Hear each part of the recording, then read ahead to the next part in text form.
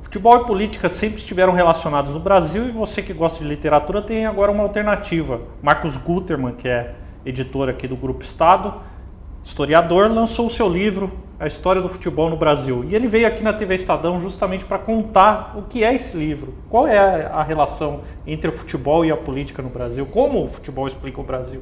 Olha, a ideia foi tentar relacionar justamente isso que você mencionou. A ideia de mostrar como o futebol é capaz de traduzir os dilemas nacionais, né? Econômicos, sociais, políticos, desde a época em que ele chegou ao Brasil.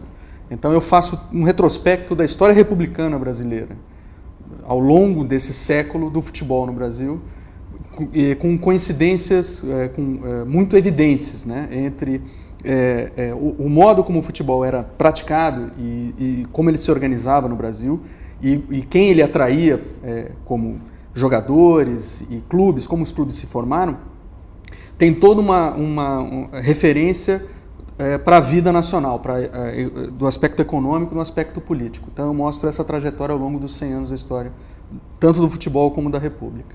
Dentro desse período de 100 anos, no livro você divide os capítulos por décadas. Isso.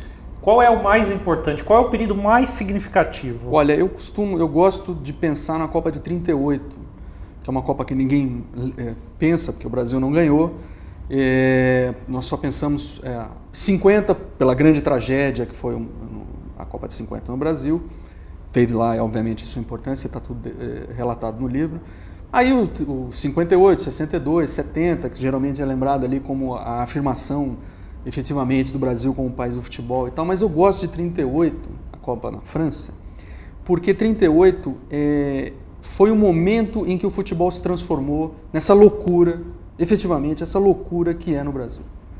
Porque até então, o futebol ele chega no final do século XIX, junto com o capital inglês, que se estabelece principalmente aí no eixo São Paulo-Rio, e é um esporte de elite, praticado pelos brancos ingleses e os seus os paulistanos e os cariocas que se relacionam com essa imigração, é uma imigração rica, gente rica que vem para cá.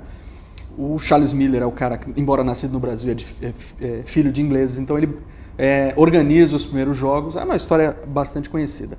O que me importa é que com esse dinheiro, com esse capital, o mundo urbano se transforma no Brasil. E isso é que é interessante, porque você vai observar que, a despeito de toda a resistência que essa aristocracia que trouxe o futebol para o Brasil tinha em relação a essa massa de operários que está nascendo junto com a industrialização do Brasil, que eles proporcionaram, o próprio capital inglês proporcionou essa mudança no perfil social e econômico do Brasil, essa massa ela é mal vista. Diz, olha, meu clube, o clube de futebol aqui, só entra branco, só joga branco e rico. Quem for, e portanto só pode ser amador, não pode ser profissional.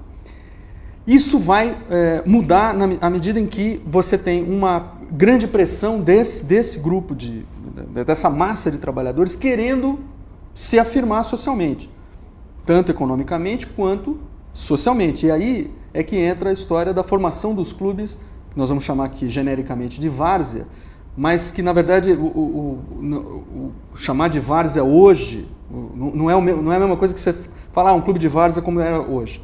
Na época eram clubes que não podiam disputar os campeonatos oficiais. Então, por exemplo, o Corinthians, que eu gosto de dar como exemplo, que é um clube que se forma em 1910, é o centenário agora, ele surge exatamente com esse desejo. É um clube de operários querendo jogar o campeonato oficial. Para isso, vai precisar vencer uma barreira gigantesca, e eu conto detalhadamente isso no livro, porque me interessa essa mudança de perfil do futebol, porque o perfil da sociedade está mudando também, então o futebol acompanha isso. A resistência a esse operariado, aos negros, aos pobres, vai caindo na medida em que esses jogadores ganham títulos, eles são melhores do que os brancos ricos, amadores, e então os clubes que querem, os campeonatos que ficam cada vez mais competitivos, eles precisam desses jogadores para ganhar os campeonatos. Isso vai alterar o modo como o futebol é visto no Brasil, de esporte totalmente de elite, aristocrático e branco, passa a ser, digamos, que eu chamo de contaminado por essa massa de trabalhadores.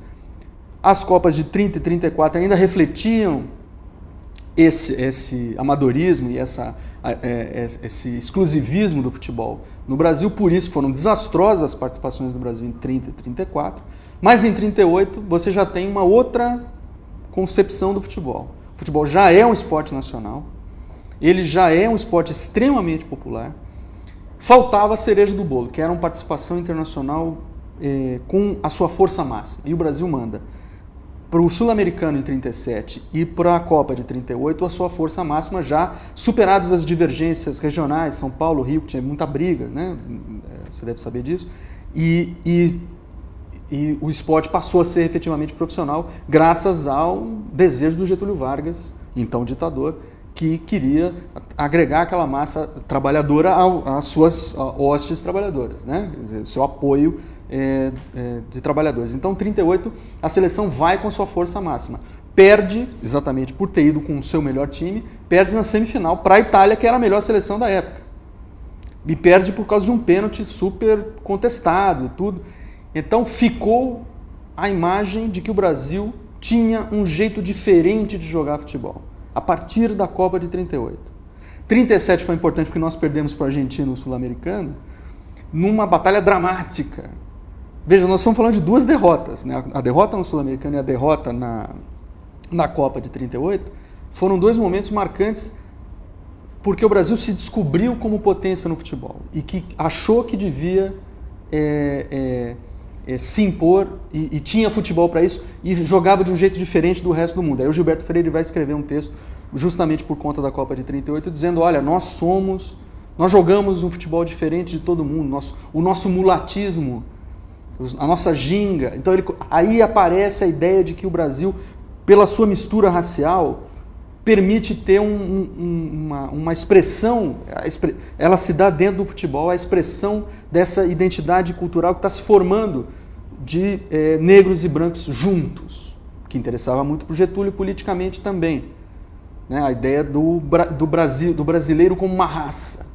Né? A formação do Brasil, da identidade nacional. Então, por isso, 38 eu considero que é um marco na virada da percepção que o brasileiro tem sobre si mesmo, historicamente, socialmente, economicamente e politicamente. Quer dizer, tudo isso convergiu naqueles 2 anos que eu acho que são chave na história do país. Dentro disso, a gente teve outras mudanças, o tempo foi passando, nós chegamos aos dias atuais. Essa relação continua existindo, né? Não, sem dúvida nenhuma. Agora muito mais sofisticado, evidentemente. Né? Quer dizer, você tem a concorrência dos meios de comunicação. Nós estamos falando, quando eu falo de 38, estou falando de rádio, que mal existia rádio no Brasil. Hoje não.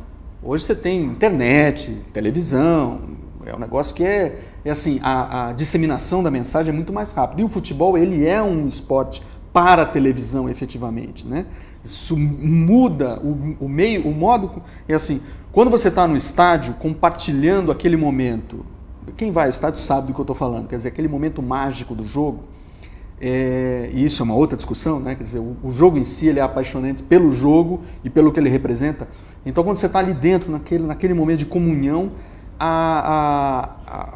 você sabe que todo mundo está sentindo o que você está sentindo. Põe isso na televisão, isso se multiplica por todo um país. Então, a Copa de 70, quando a primeira transmitida ao vivo para o Brasil, teve esse condão, essa qualidade de dizer, olha, esse país nacional que a ditadura queria que nós fôssemos, foi possível graças à televisão transmitindo a Copa de 70. Foi a primeira vez que teve a sensação de somos uma grande nação, unida naquele momento, torcendo, tendo as mesmas sensações. Então você imagina que com a televisão, como potencializa a questão política, evidentemente, né? Isso é autoexplicativo, né?